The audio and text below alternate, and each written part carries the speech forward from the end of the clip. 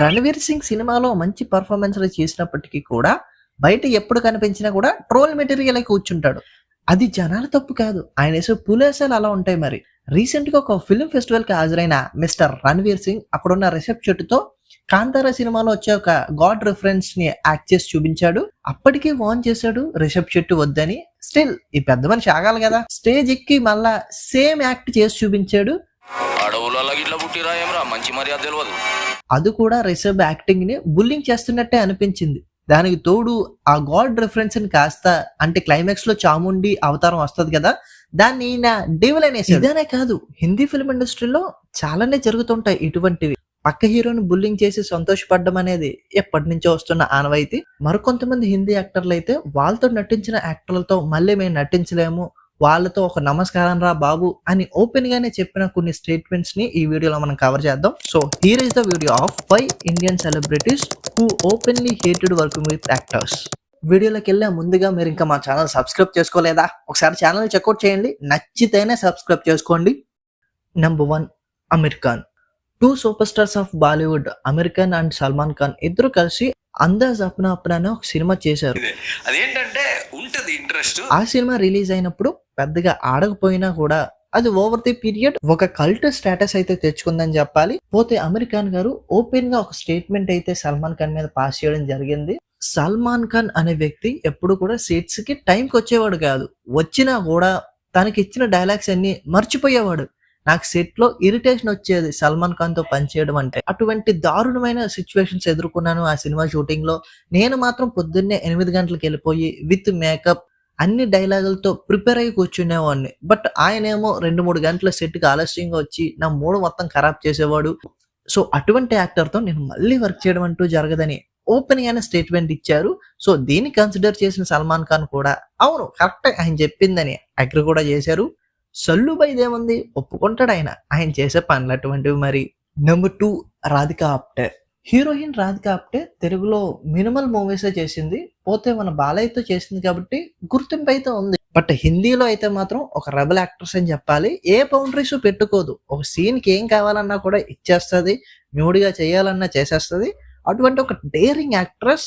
So ఆవిడ ఒక ఇంటర్వ్యూలో మాట్లాడుతూ, సౌత్ లో నేను ఒక స్టార్ తో వర్క్ చేశాను. నాకు ఆ రోజు ఒంట్లో బాగోకపోవడం వల్ల నేను పడుకుని ఉన్నాను. ఆ స్టార్ వచ్చి నాకు హాల్ పట్టుకోవడం జరిగింది. దాని తర్వాత నాకు అన్కంఫర్టబుల్ ఫీల్ అయ్యి ఆయన కొట్టడం జరిగింది. సెట్ లో ఉన్న వాళ్ళందరూ కూడా చూసారు.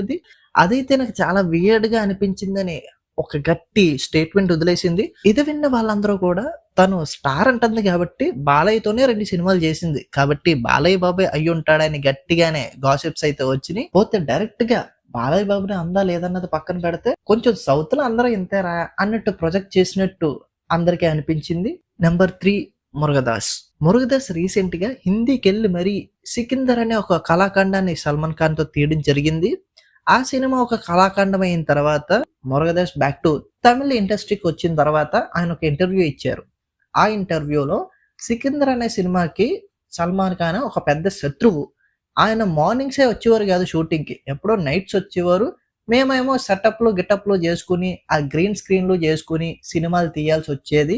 సో దానివల్ల సినిమా అనేది మేము ఎక్స్పెక్ట్ చేయని విధంగా వచ్చింది అని చెప్పడం జరిగింది. ఇది విన్న వాళ్ళందరూ కూడా కొంచెం షాక్ ఫీల్ అయ్యారని చెప్పాలి. మరి ఎంటైర్ సినిమా నైట్ అంటే ఎవరు షాక్ అవరో చెప్పండి.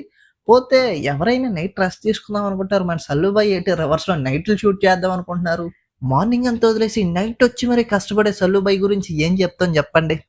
దీనికి ఫీల్ అయిన మన సల్లుబాయ్ రిప్లై ఏంటంటే, నేను అట్లీస్ట్ నైట్ వచ్చేవాడిని, బట్ నువ్వు ఇప్పుడు తీస్తున్న హీరో పొద్దున్నే సెట్స్ కి వచ్చేసాడు కదా, మరి మద్రాసి అనే ఆ సినిమా ఎందుకు ఫ్లాప్ అయింది అన్నట్టు ఇండైరెక్ట్ గా మురుగదాసే ఒక టాలెంట్ లేని వాడు, ఆయన హీరో ఎవరైతే ఏముందో ఫ్లాపే కదా అన్నట్టు మాట్లాడారు.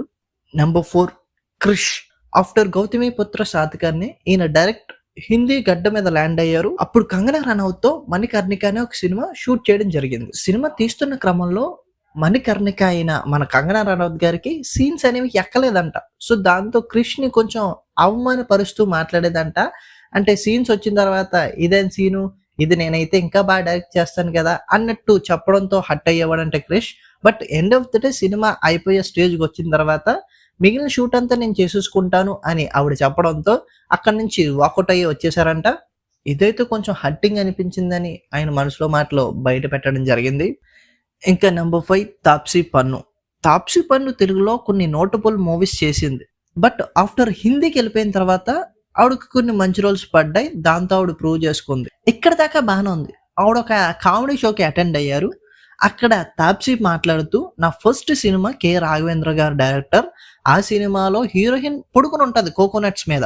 అప్పుడు హీరో వచ్చి కోకోనట్ వేస్తాడు. సో అది యాక్ట్ చేస్తున్నప్పుడు నాకు కొంచెం వీర్డ్ అనిపించింది. అరే హీరోయిన్ బొడ్డు మీద కొట్టడంలో ఏం సెక్స్ అపీల్ ఉందిరా అన్నట్టు అనిపించింది నాకు. అసలు ఆ కోకోనట్ తో బొడ్డు మీద కొట్టడం ఏ సెన్స్ ఉందో నాకైతే అర్థం కాలేదు అని చెప్తూనే హీరోయిన్ అంటే చాలు తీసుకొచ్చి నవల్స్ మీద పెట్టేస్తారు కెమెరా. అదంతా ఆక్వర్డ్ అనిపిస్తుంది. అంటే నాకు అసలు హీరోయిన్ కి పర్ఫామ్ చేయడానికి స్కోపే ఉండదు అని కొన్ని స్ట్రాంగ్ కామెంట్స్ పాస్ చేసింది. దీని తర్వాత ఏం జరుగుద్ది? ఆటోమేటిక్ గా కాంట్రవర్సీ క్రియేట్ అవుద్ది. సో అసలు లైఫ్ ఇచ్చిన డైరెక్టర్ నే ఇన్ని మాటలు ఎలా అంటున్నావు అని గట్టిగా కాంట్రవర్సీ క్రియేట్ అవడంతో సారీ నేను కావాలని అలా మాట్లాడలేదు. అసలు నా ఫస్ట్ డైరెక్టర్ అలా ఎందుకు నేను మాట్లాడతాను, ఇదంతా మిస్కమ్యూనికేషన్ అన్నట్టు క్లారిఫికేషన్ ఇచ్చింది. తాప్సీ చేసింది డైరెక్టర్ మాత్రమే తప్పు పట్టడం కాదు, ఎంటైర్ టాలీవుడ్ ఇండస్ట్రీ మొత్తం ఎలానో ఉంటది. హీరోయిన్ అంటే గ్లామరస్ రోల్సే అన్నట్టు అక్కడ పోర్ట్రే చేయడం ఏదైతే ఉందో అది తప్పే కదా. సో అలా కొంతమంది తమ మనసులో మాటలను బయట పెడితే, కొంతమంది కావాలని కాంట్రవర్సీ క్రియేట్ చేయడానికి, అవతల వాళ్ళ మీద విషయం కక్కడానికి ఇటువంటి కామెంట్స్ అనేవి పాస్ చేశారు. సో ఇది ఇక్కడికి. If you like this video ఒక లైక్ వేసుకోండి, పక్కనే హైప్ వస్తుంది, అది ఎక్కించేయండి అండ్ సబ్స్క్రైబ్ చేసుకోండి గురు. కొంచెం సపోర్ట్ ఇవ్వండి. Thank you so much.